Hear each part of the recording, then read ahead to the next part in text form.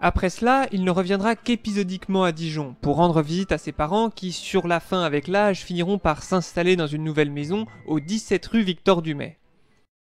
Parlons donc un peu des amours maintenant, car il faut le caser le Gugus. De ce côté-là, Gustave collectionne les échecs. Il faut dire que les parties qu'il convoite le considèrent systématiquement comme étant, pas assez friqué quoi. Du coup, face à ces échecs répétés, le Gustave, qu'est-ce qu'il fait ? Il va voir maman. Et maman, du coup, qu'est-ce qu'elle fait ? Elle va voir le notaire. Non, pas pour le déshériter, non, pour lui demander conseil. Bah oui, à l'époque, il n'y avait pas Mythique, Drôle d'idée quand même de la maman d'aller voir un juriste pour tenter de caser son grand dadais. Bref, le notaire à maman finit par se tourner vers la petite fille du propriétaire de là où habitent les parents de Gustave. Oui, je sais, là, pour ce qui est du romantisme, clairement, on repassera.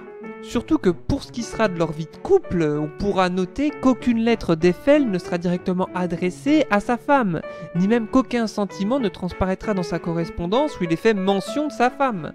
Chose qui sera absolument pas le cas pour sa fille. Comme si sa femme s'était contentée de jouer le rôle que Gustave lui avait choisi au départ. Celui d'une bonne ménagère avec les hanches larges pour lui faire de beaux enfants bien à lui. Mais le principal, c'est que maman ait pu le caser. Et c'est donc ainsi que Gustave finira par se marier dans la cathédrale Saint-Bénigne en 1862 avec Marie Godley.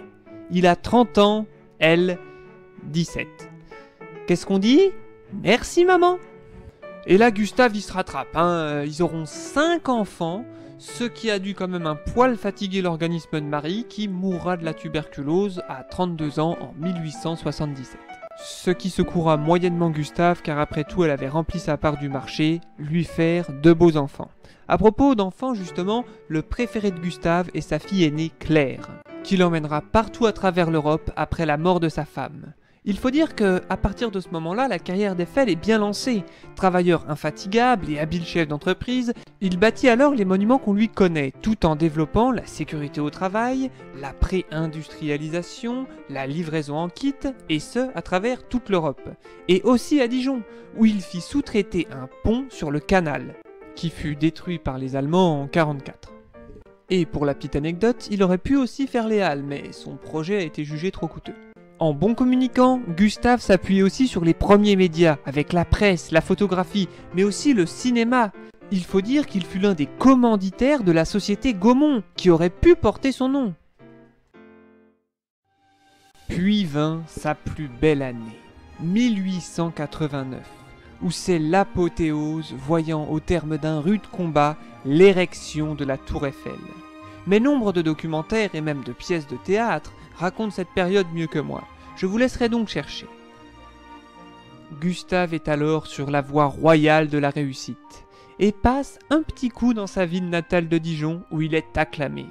En son honneur, on baptise un quai à son nom, l'actuel quai Galliot. Gustave est alors sûr de sa popularité et décide de se lancer en politique pour devenir sénateur de Côte-d'Or. Le truc, c'est qu'il est tellement sûr de lui qu'il ne fera même pas campagne. Et là, il se plante aux élections.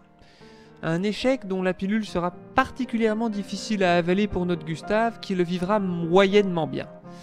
Mais le moment le plus difficile pour lui fut l'affaire du scandale de Panama.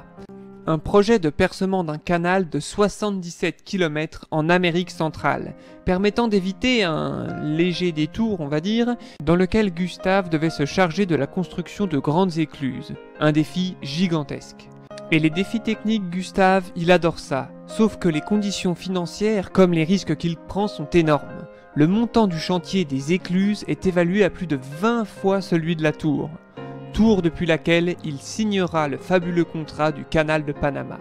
Et c'est là que Gustave se montre trop ambitieux. Il demande à percevoir ses bénéfices avant même d'avoir réalisé le travail. Voilà ce qui causera sa perte, car il arrive trop tard. Le chantier n'est plus qu'une planche pourrie. Inondations, tremblements de terre, épidémies tuant les ouvriers. Ce chantier est un enfer. Et c'est là qu'éclata un immense scandale financier impliquant le Panama. Ça ne sera pas le dernier comme vous le savez. Celui-ci était lié à la corruption de parlementaires chargés d'étouffer la banqueroute de la société responsable du percement du canal, ce qui mena de nombreux petits investisseurs pleins d'espoir à la ruine.